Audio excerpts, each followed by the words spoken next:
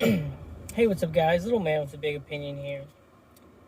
In today's video, we're going to get a little political. Um, and it mostly has to do with um, the economy, the state of our union. Um, I listened through it twice. The first time was through Tim Cast's viewing of it. The second time was through Crowder's viewing of it. And both political people make good points. And a lot of the things said in the speech could, be a good thing if they, come to fruition. If you're not an American and you don't understand our politics, then I'm sorry. And I really try my best to keep this as apolitical as possible. Because when I bring up news stories or stuff about politics, really what I do in my analysis is how it affects preppers. But I've said this before and I'll say it again. It doesn't matter if you're right-leaning, left-leaning, black, white, Chinese, atheist, spiritual, whatever. I think everyone should be prepping. It's your safety net because you never know when bad things are going to happen. So the first thing, talked about the infrastructure bill. It was bipartisan, but not by much. Mainly the few Republicans that did agree to it, they thought the infrastructure part of the bill was more important than the extra stuff that was put into it. And so by this time next year, they're expecting 1,500 bridges to be repaired or rebuilt. And from a individual standpoint, I think that's a good thing. I also think if you write a bill and title it infrastructure and there are things in it that have nothing to do with infrastructure, then the whole thing should be trashed. And, when you write a bill about healthcare, only thing involved in it should say stuff about healthcare. But infrastructure, from a prepper's perspective, it's not the 1800s. We're not bringing in Chinese workers to build our railroads and losing our jobs. So it'll, create work in all of these places where there are bridges.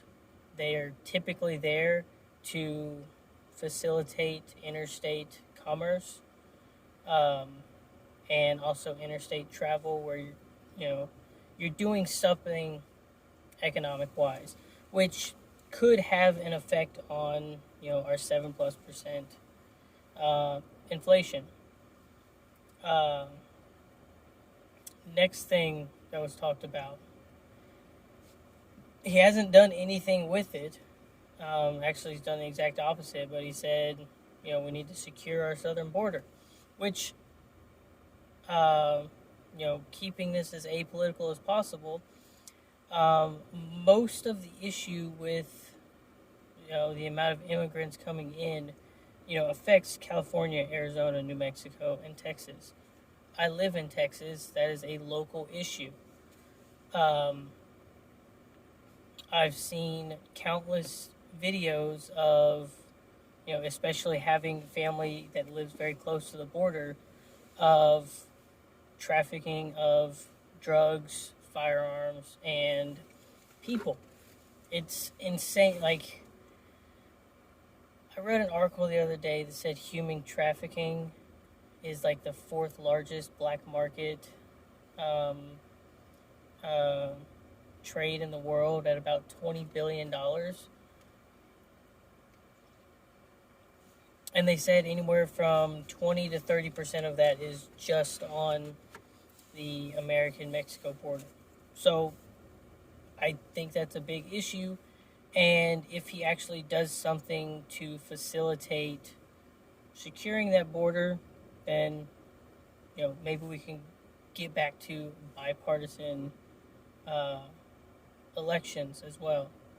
You know, Eisenhower was a Republican and won all but like 3 states uh, because he had good things that entertained the right and the left, and good things that just generally helped everybody. Wants to lower the cost of insulin. I'm only going to fault him a little bit on this because Trump had put a plan in place, and it was through an executive order, and Biden rescinded that executive order. I believe it would have put a cap on how much you could charge for insulin. Um, and I haven't seen whether the number cap that Biden wants to put on it is less than the cap Trump had, higher than it, or the same thing, and he just wants to take credit for it. I don't know. But as someone that's diabetic that has changed, my dietary needs and has, exercised and lost weight, I think it's a good thing for the type 1s that absolutely need it. As a prepper that is diabetic, it can be very scary not knowing where your next, medication is going to be. And it's not just diabetes. It could be heart pressure medication, or it could even be contacts and glasses. That's a prescription for something that a medical professional gives you to increase your quality of life, keep you alive. Um, and so if that helps, then great. But, for medication dependent preppers, I think what we would like to see out of a president is, and it's a society thing, being able to stock up and have insurance companies, pay for more than just a month's worth of your medication at a time. Because you never know how long a grid down situation is going to last. The issue that people have with it is certain medications people resell for an inflated street value price. And part of the reasoning why they only give you a month's supply at a time. All right, what I was saying before my phone decided to overheat, stop the video. The part of his State of the Union, it pertains to preppers, because maybe we'll be able to save a little bit of money and put other money into prepping. And a pretty big portion of his speech was dedicated to Ukraine, because that's the most recent thing going on. But he basically, said that they've got a lot of resolve, and us and the rest of the Western world is there to help them. I think he has drawn his line in the sand, and that is we will send aid, and we've got troops stationed in Poland, and I'm not saying World War III is going to happen or not going to happen. I think it is a 50-50 at this point, because his line in the sand is messing with NATO or EU countries. So that could change because Ukraine's talking about joining the EU. Finland and Sweden are discussing joining NATO, and Russia does not like that. And then I guess the last important thing that he talked about in his speech, he didn't outright say we've beaten COVID-19, but he said, 215 million Americans have got the vaccine. 2/3 of Americans have gotten the booster. The virus has gotten to a point where it's a lot more contagious than it is deadly. That could change with different variants. That could change as more information comes out. It's not, it's definitive now with what we have. 6 months ago, it was a different thing. 6 months from now, it could be different. And it could just be a ploy because polling says they're going to lose midterms. But it could be coming out of the president's mouth.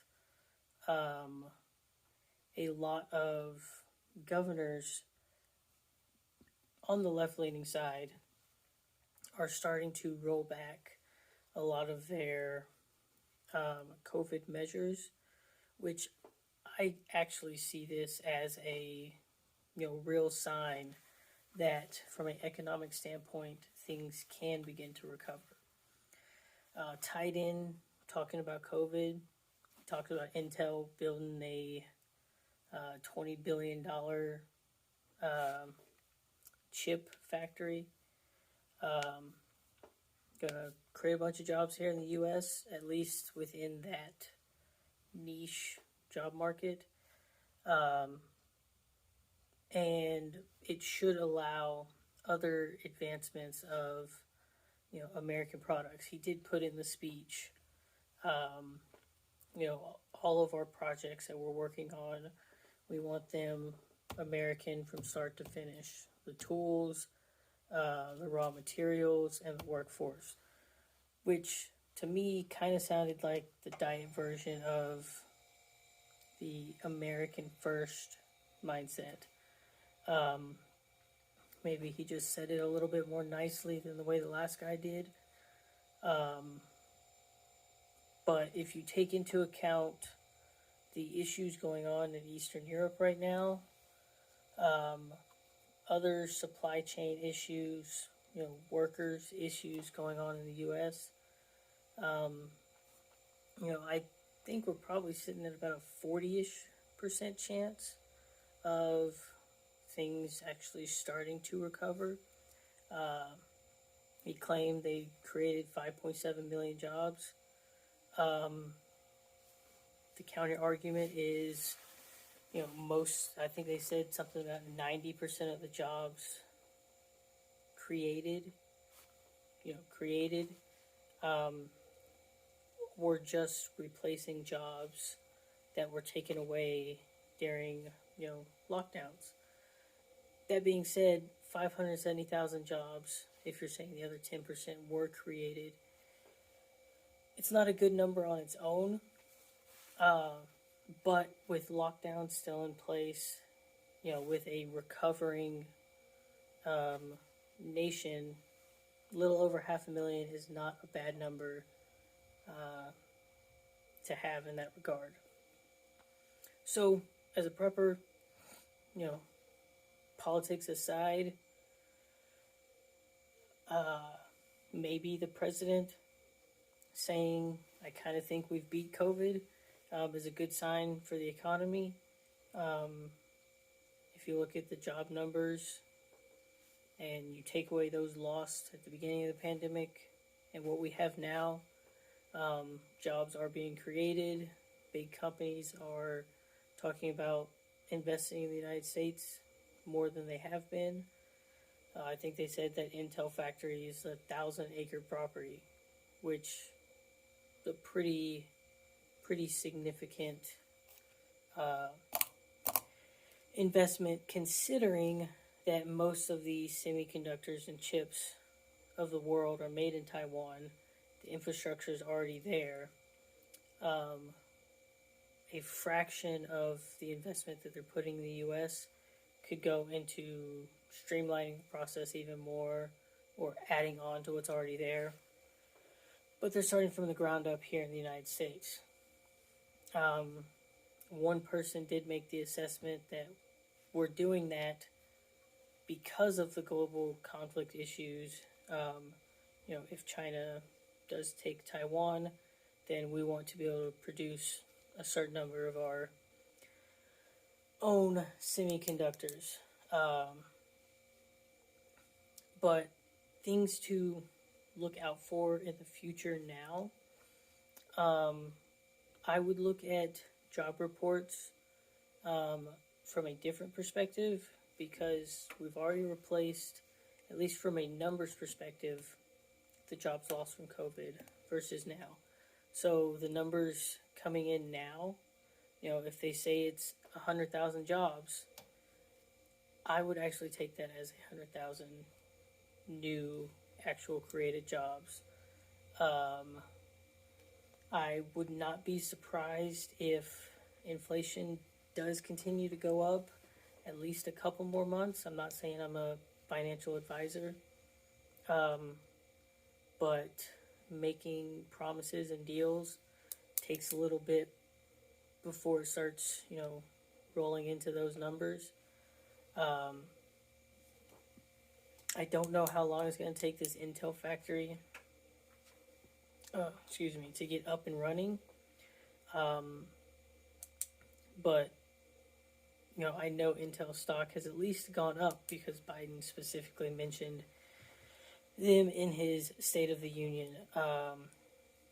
But we still need to be vigilant, continue to watch the news.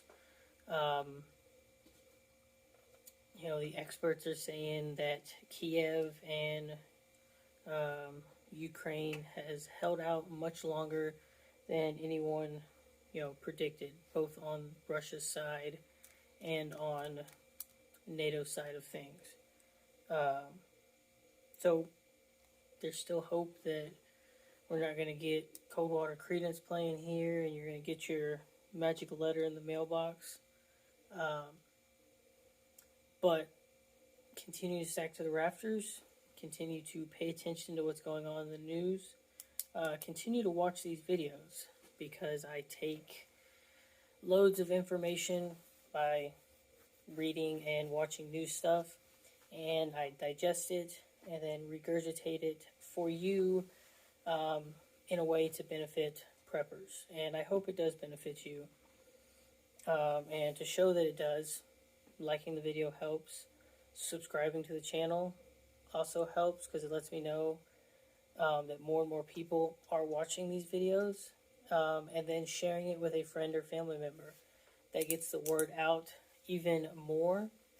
And then lastly, leaving your comments. I didn't talk about the entire speech. It was a couple hours long, or maybe an hour and a half. I don't remember at this point.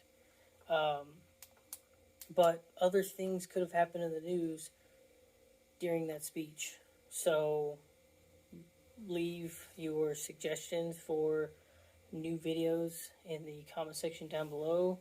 And if I like your idea more than what's on my scheduled video for the day, then maybe I'll make a video about your day. I'm working on another answering prepper Facebook questions from the different groups that I'm in. So expect that video in the next, by the end of this week, hopefully. And with that, I'll catch you in the next one. Peace.